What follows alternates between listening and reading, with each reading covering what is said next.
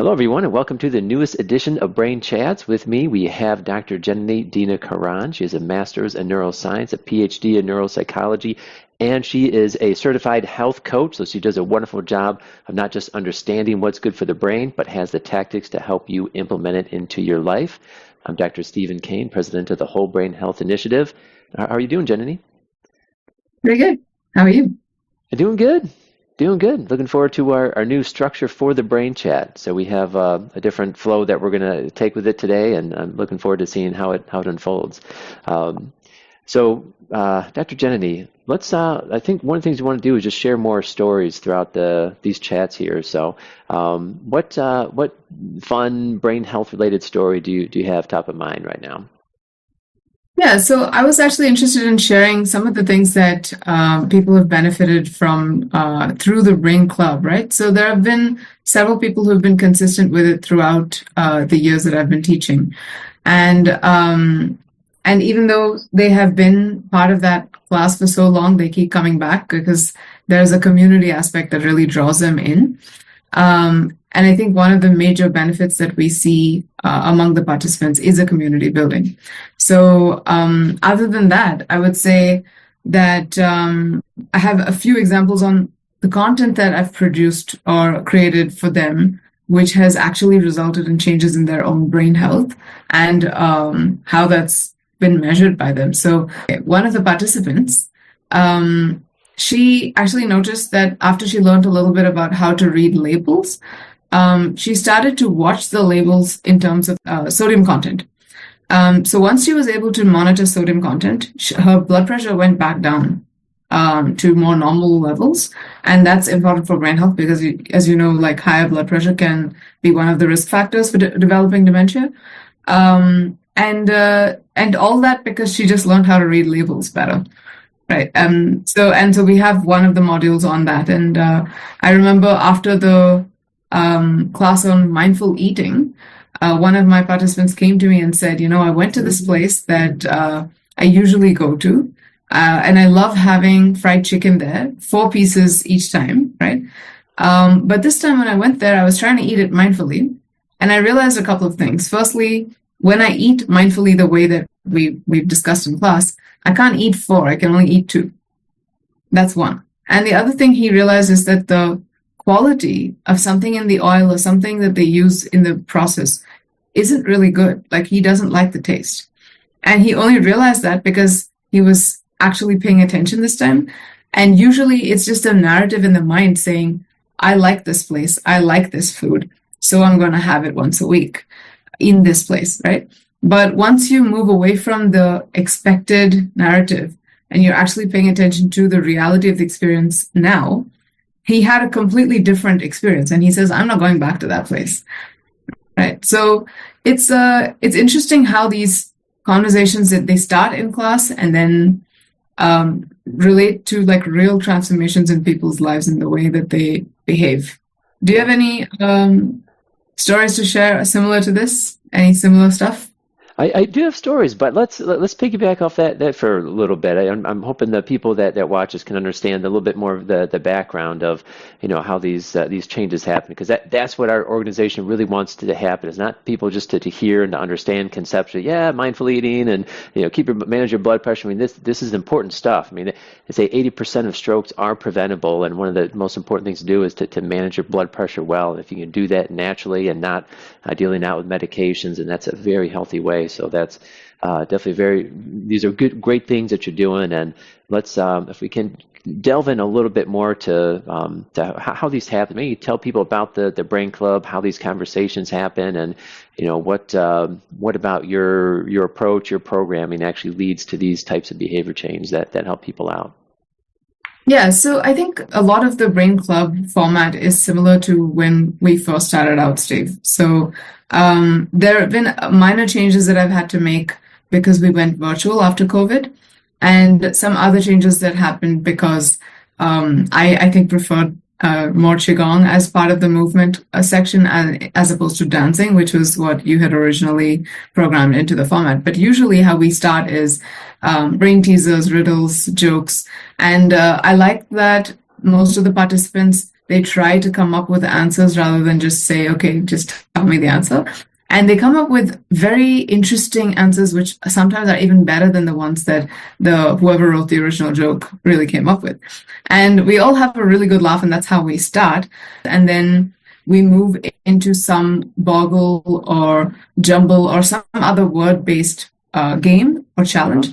And they really like that because it's something that we have a timer for, and everyone participates. We get to tell each other 2 of our most impressive words in the beginning, and then we make our way down the list. And at the end of it, we congratulate ourselves as a group for coming up with such a large number of words. So it's not so much that we're scoring ourselves individually, but how much as a group can we come up with.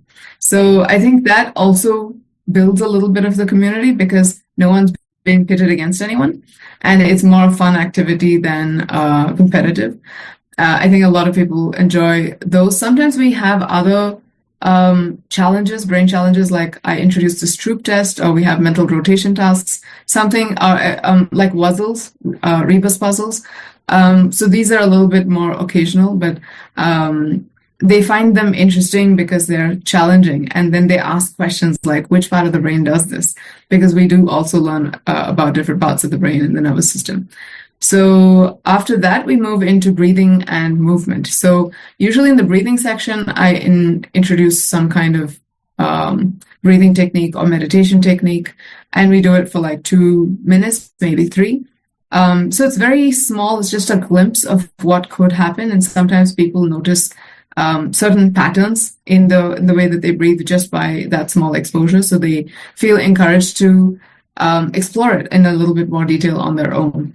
After that, we move into the movement section, which you originally wrote as dance to remember. So dancing being a whole body movement, it's quite fun, it's quite social, and it's really great for the brain.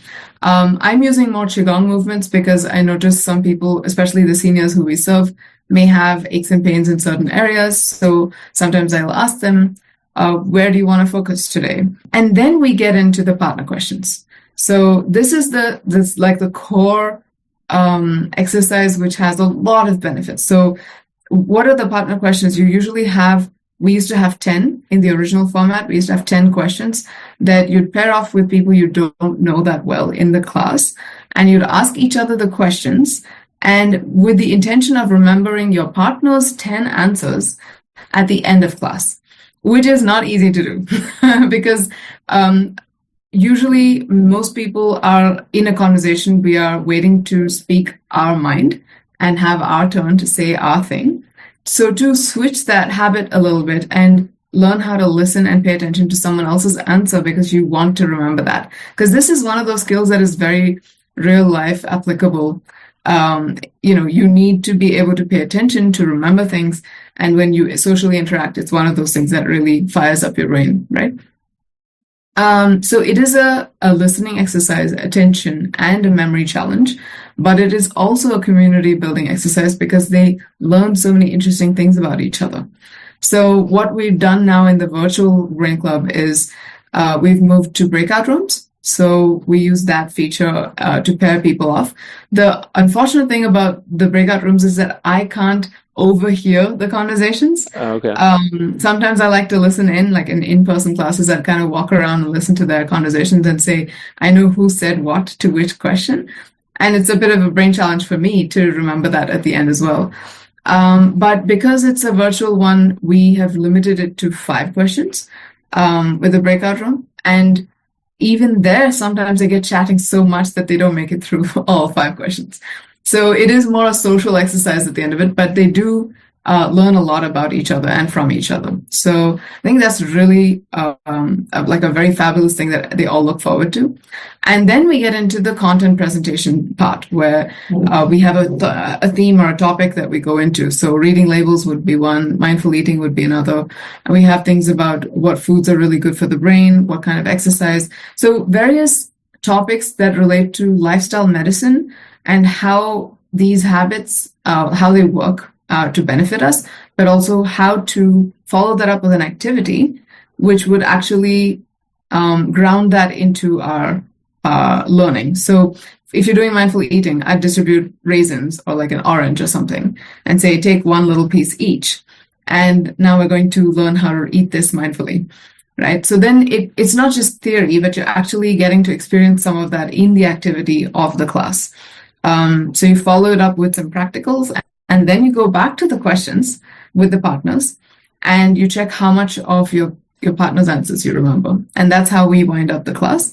And it's action-packed. We often run into discussions and inputs and questions and comments, and it makes it very entertaining. Once a month, I also introduce what is called a sharing class, where I don't have content to present, but I ask them what do they want to share with the class.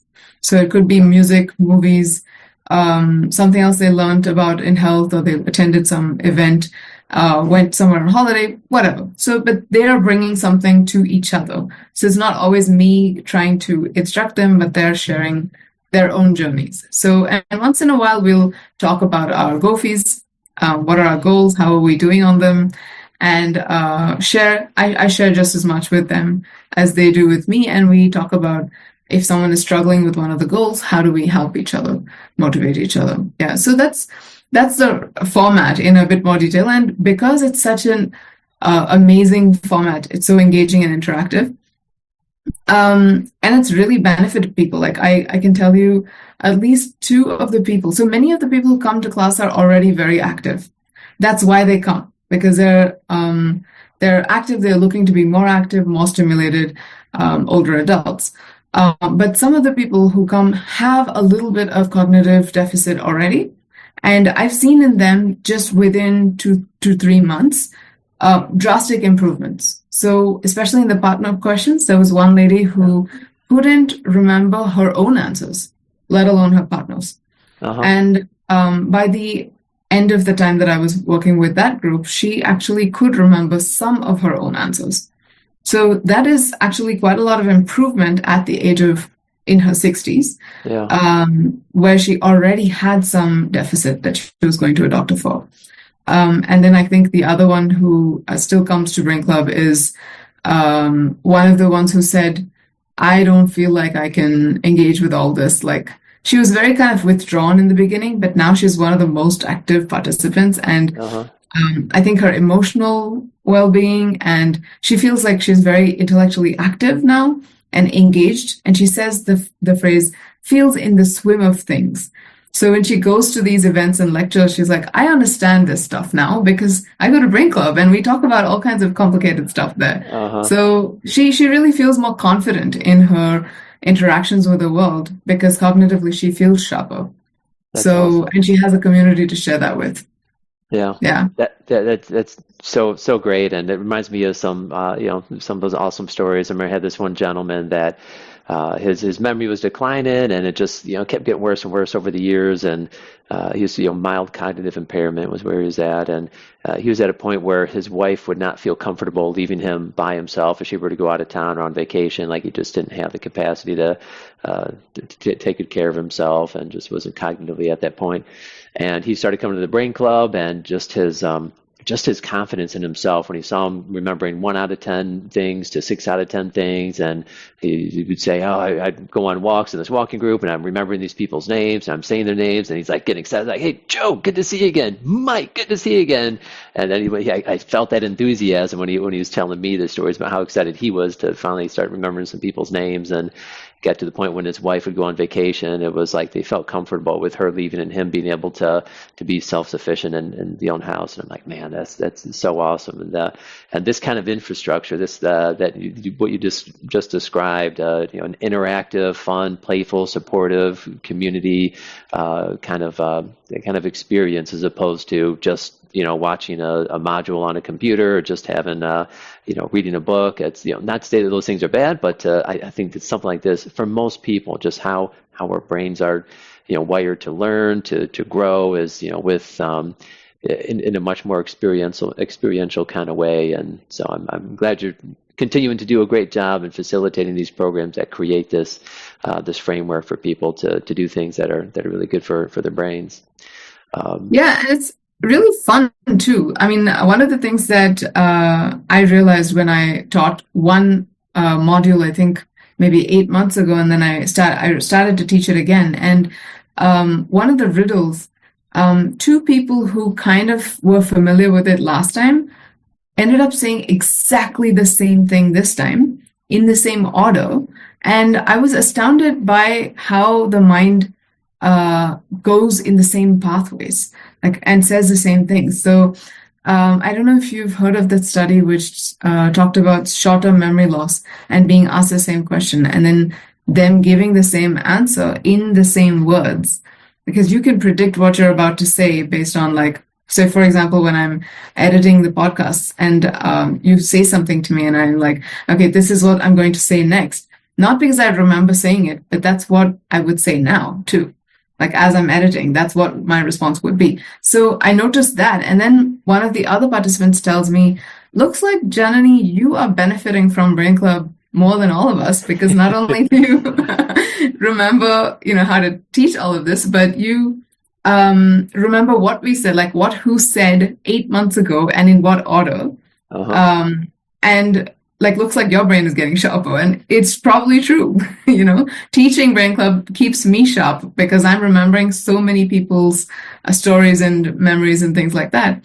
And the other fun things to come out of Brain Club is that, so once we covered the topic of fermented foods, and I had been growing kombucha for a while at that time. So I gave them a little sample of the SCOBY and the culture, and they went home with it and they started growing their own kombucha, some of them.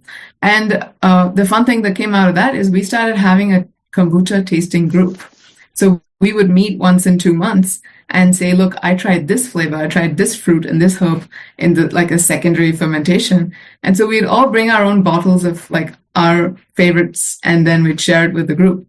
I think that like gardening groups and other book clubs and things have actually naturally emerged out of the community because we talk about those things, and then they find other people within the group who are interested in those same topics, and they're like, why don't we do this together? So then they start doing that, and that's the power of the group, is that it's not you who's driving it, you facilitate it, and then they kind of connect with each other, encourage each other in a way that you as one person can never manage to do. It is just not one person's job, it's a community's job. Yeah. Right? And your job is to create that community, but then they take it and run with it, and it's wonderful the places it goes. Yeah, it's just amazing. Yeah, that is, and I really hope that this needs to become more so the norm when people think about, what can they do for their brain health, because most people think brain health, crossword puzzles, or maybe you do these online brain game Lumosity things, and they're not bad, but it's just like one small little, pathway in the brain that you keep activating the same thing, where it's like our brains are wired for so much, a much grander portion of our brain for, socialization, for interaction, for experience, and to make it more fun too. I've done those Lumosity brain games, and maybe some people really enjoy them, but most people, it's more like, you think of just going to the gym and doing the kind of boring, just simple type of exercise, and that doesn't keep most people coming back. It's the fun bike rides with the family. It's the game of volleyball, or those are the things where you see people smiling and laughing, engaging, and really just that energy is much more playful and fun. And for most people, that's what drives the continuity with it, which is another one of the big lapses when it comes to brain health, is how do you actually get people to commit and continue to do these things that are great for the brain. And you've obviously been doing that. You got people coming back for years that are still, still learning, still applying, and still doing things that are good for the brain. So that's special stuff that you're doing.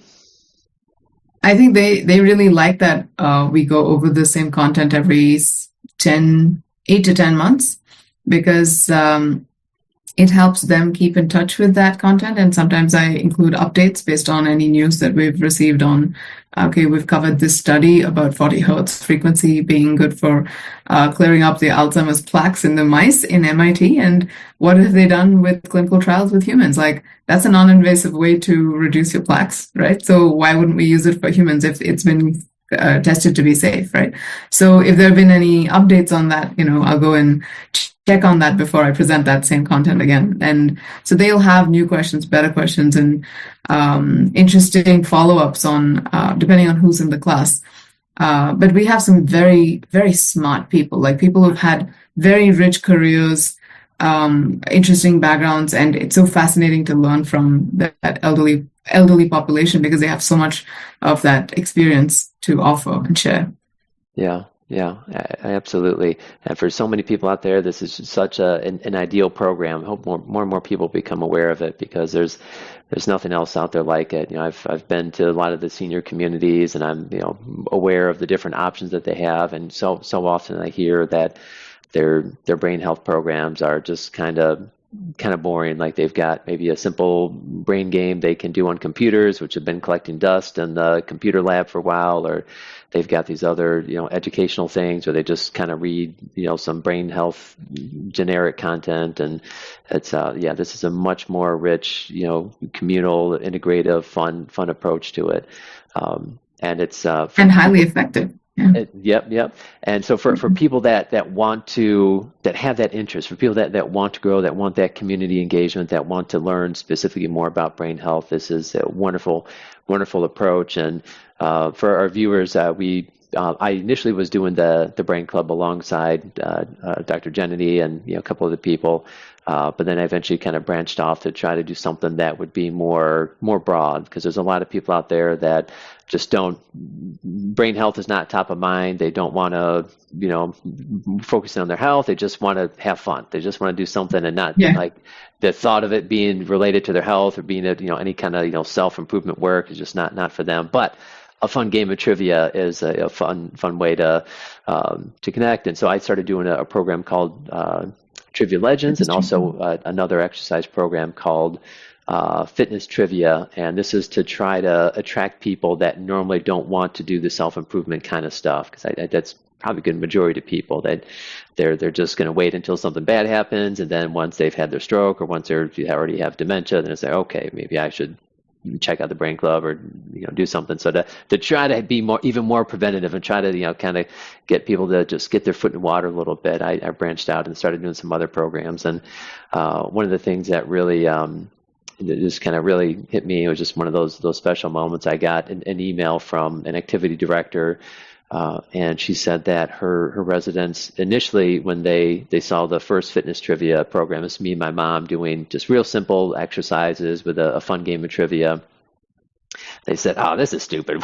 Why would we, do anything like this?" And then I guess they tried it out a couple times, and now it's like they've done every single episode multiple times. Like it's just I forgot if they do it once a week or once a couple times a week, but they said it's like, she said it's like the highlight of their day. Even the really bad corny jokes, they love to hate them, and it's so that was just one of those things. And she specifically said it was the people that normally don't come to exercise programs, that don't come to wellness programs, like even like a good number of them will come to this program and participate just because it's fun and it makes them smile, and they have this they have something that brings light to their day, even though they're in not so good situation in terms of just kind of where they're at in life.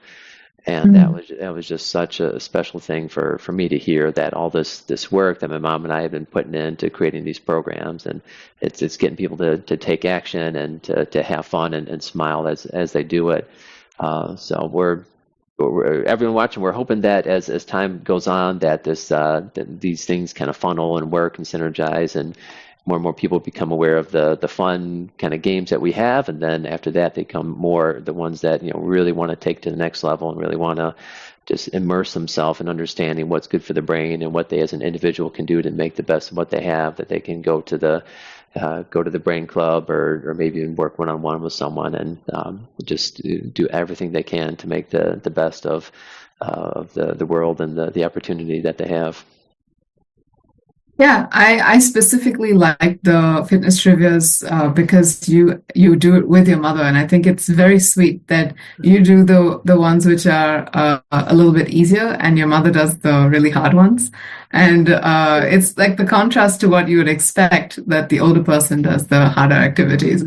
And I also like that you put in so much creativity and imagination into the themes and the costumes, and there's so much work that goes into that. Like like the pre-planning, and coming up with the questions that are on theme and on topic and engaging for the audience based on the season or whatever is coming up. Like I think you had one for Halloween, and then you had and Valentine's Day. Okay. Yeah. Yeah. So pretty cool topics, and I think very engaging. Like it's entertaining and you learn a lot too. Yeah. Yeah, it's a blast, and we're now focusing a bit more on a live trivia program, the Trivia Legends, and yeah, it's a lot of fun. It's awesome journey that we're on, and I just feel really very blessed to have you and other people to share this journey with. Any other stories? Any other I don't know, thing that comes to mind that you think has been is it worth sharing with anyone that's listening right now? Yeah, so I have some from my work in autoimmunity. So until I moved to India in 2022, I was working primarily in autoimmunity. But once I moved here, I saw that there was a lot of interest in the application of lifestyle medicine to other issues also. Like a gynecologist who I got in touch with, she was like, starting from a very young age, girls and then women are getting into really difficult, stressful lifestyles, which are taking a huge toll on their bodies and their overall health. So if you can work with like perimenopausal women, and can you work with couples who want to get pregnant, but they want to prepare before they get pregnant, or they haven't had much luck in that department.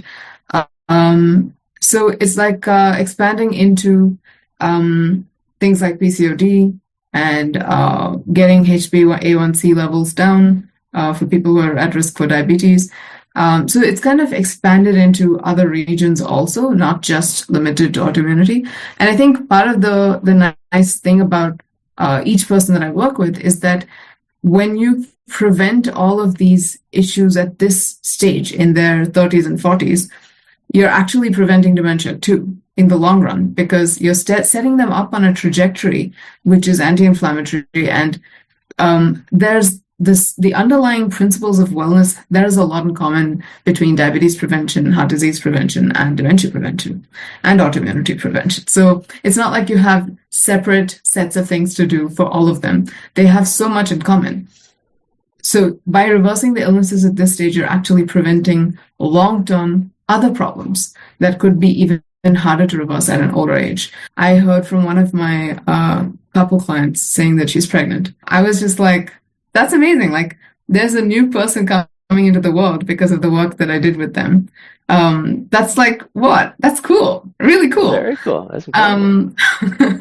Yeah. And then there have been people who have been really like star examples of how lifestyle medicine works. So within 3 months of working with me, one of my clients lost like 16 kilograms. And then he'd noticed that his night sweats stopped.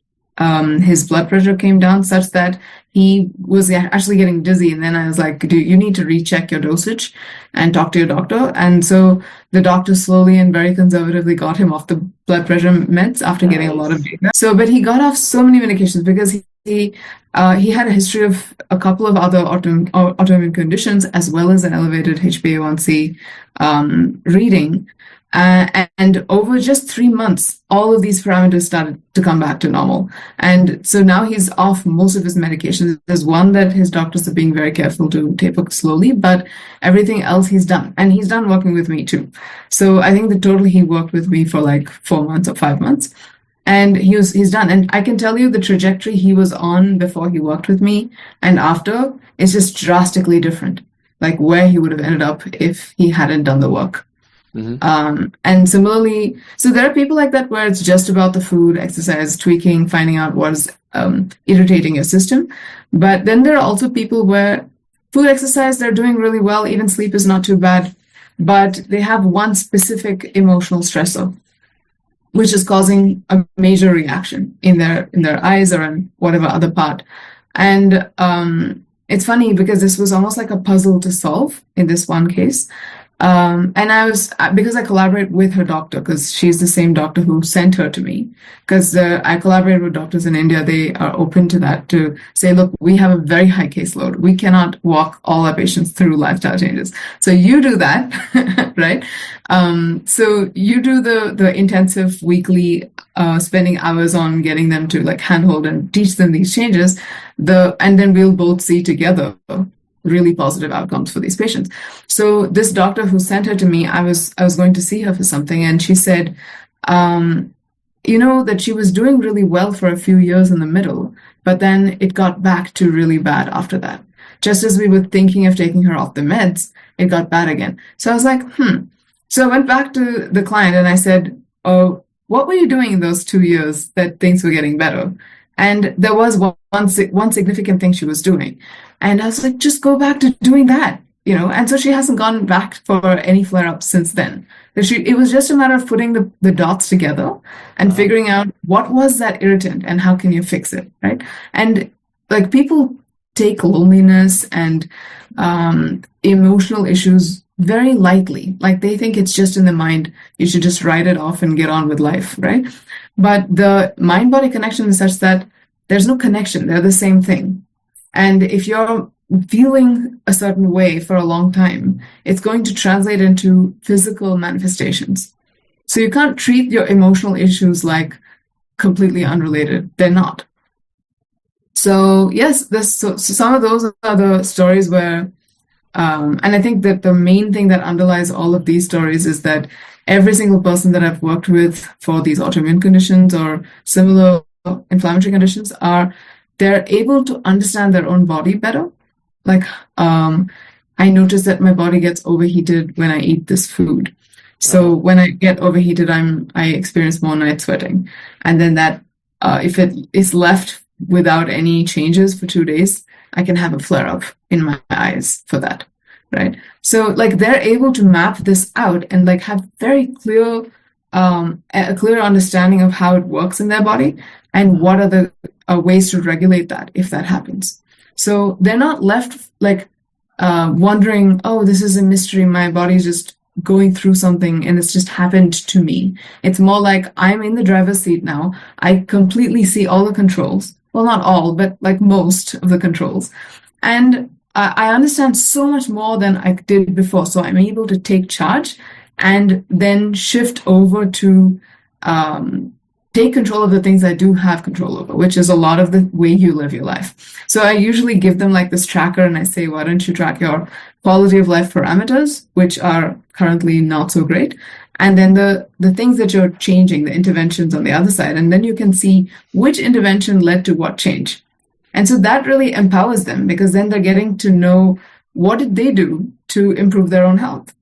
So I'm just educating them on that system, and then amazing things happen, just drastic shifts in health trajectories. So it's like extremely rewarding work. Jenny, I feel honestly a little less lonely in the world just knowing that you like just share such a similar perspective on health and how to approach it and how to integrate, and it's yeah, I wish we weren't in separate continents. I wish we could meet up for tea a little bit more often, but at least we get to have these chats and really delve into our shared passion for this approach, this nuanced health coaching and very mindful approach to helping people in a way that most of them are not getting it. Something else that we both really align on is the notion of GOFI and greatest opportunity for improvement. And I feel it's an important thing to talk about because whether our listeners right now, whether they end up doing a brain club or whether they end up coming in for a trivia program or what have you, that regardless of what they do in the future, right now they can at least reflect and think to themselves about their GOFI, which very few people do it. I still can't believe to this day when I ask people of all the things you could do differently, what one thing would benefit your brain or your health the most, what's your greatest opportunity for improvement. And it's like we apply this so many other aspects of our life. We'll do a SWOT analysis for business. What's our greatest opportunity to grow our business? But when it comes to our own health, for whatever reason, that very few people that have been asked that question before and think about it. So let's if you don't mind, can we ask each other talk about our go fees and just a quick little kind of health coaching exercise so people can Yeah. hopefully, as they hear us do it, they can filter it in through themselves and think about some of the questions and the ways to approach it themselves. So, Dr. Janani, of all the things you could do differently, what would you say is your one greatest opportunity for improvement of your health as a whole? I would say it is stress management. So I think I need to change the way I look at how much control I have over my life, and how much control I want to have versus that I actually can exert. If I'm able to alter my expectations, a lot of the stress will actually go away. But it's one thing to understand that theoretically, and the other to actually viscerally accept that I don't have as much control, or I need to change my expectations to something lower. And I think I'm still working on that. But I know that if I can do that, if I can make that one shift, it will profoundly benefit my life, because that's a real pain point for me right now. Okay. So what do you think would be the best way to really figure out the best way to do this and to stick with it on a regular basis? I think the one thing that's worked the best for me is regular meditation. Because self-hypnosis is something that I talked about recently on my YouTube channel. And it's one of those extremely powerful techniques that goes right into your subconscious to rewrite the way you think, or your belief systems, your habits and patterns. And I think that it's maybe underutilized by me onto myself. So meditation, when I say meditation, it isn't just mindfulness. I would say self-hypnosis is a form of integrating progressive relaxation as a meditation with visualization as a meditation, affirmations, and then also going into the deeper levels of states of mind, so that you're able to integrate that into the subconscious or the body rather than just at the conscious level. So I think this will help me translate and accept things at a more bodily level. So my body stays relaxed, even when I'm dealing with very difficult situations. And if I'm able to keep practicing that self-hypnosis, I'm going to be able to actually see, I've already seen some changes in the last, 4 days that I've been doing it. But I'm hoping that if I do it regularly, the effects will last longer. Because if I don't do it for 2 days, I'm sure that it will go back to the old patterns, because these old patterns have existed for a lot longer. Okay. So, to rewrite patterns takes time, but the brain is extremely plastic. So why not use these techniques and get down to, getting your life in a better state? Why not? Yeah, indeed. What about you, Steve? I'm not done with you, Dr. Janani. I've got some more questions for you.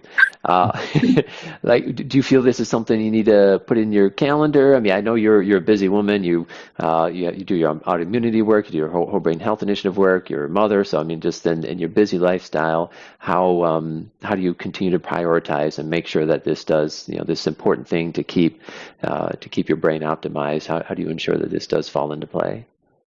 I'm using habit stacking. So after I work out, so I go to the gym nowadays. I've taken on a more intuitive workout strategy where I'm doing weights and stretching and cardio, a little bit of each, and then I modify the length of time I spend on each based on how I'm feeling that day. So some days will be more of one than the other, and then I end with shavasana.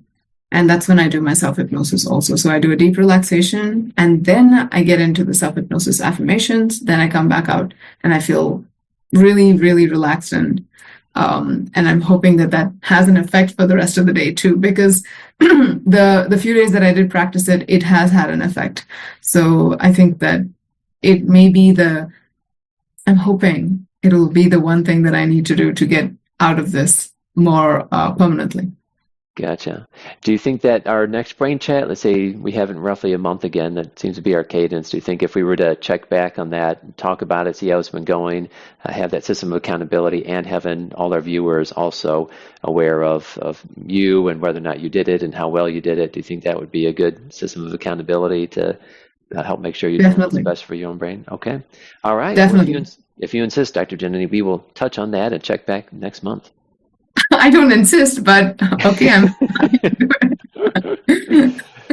What about you, Steve? What's your go-to?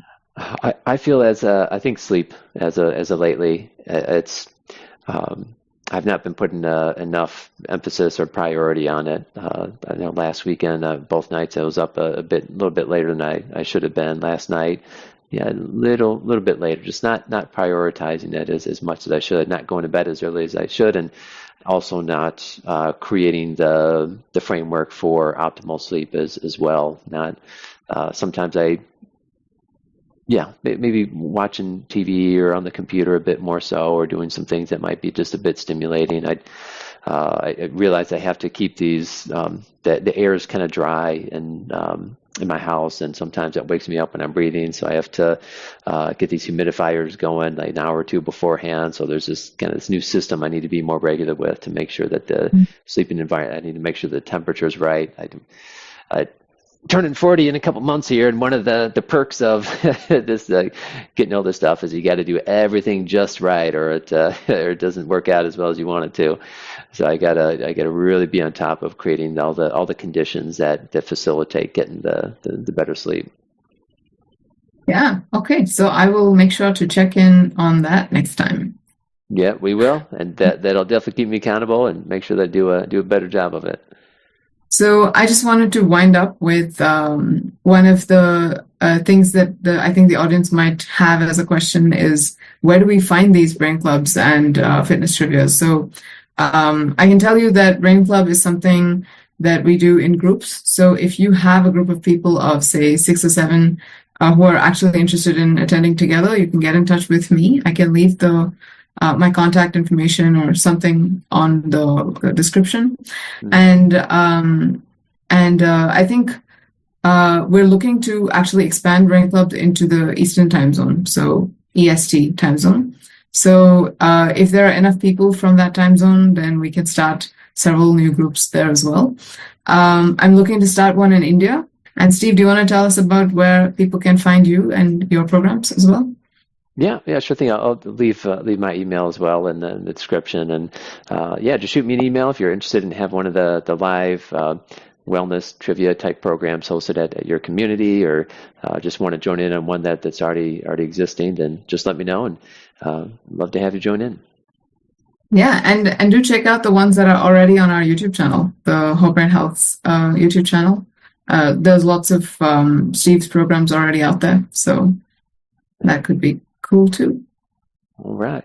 Well, appreciate another brain chat with you, Janani. I enjoyed this new format of focusing more on stories and maybe a little less scripted than before. And it's I very much just enjoy chatting with you and being able to share this not so common wavelength when it comes to health and how we want to approach it with someone else. So, all right, everyone, have a great day, and we'll see you in the next brain chat.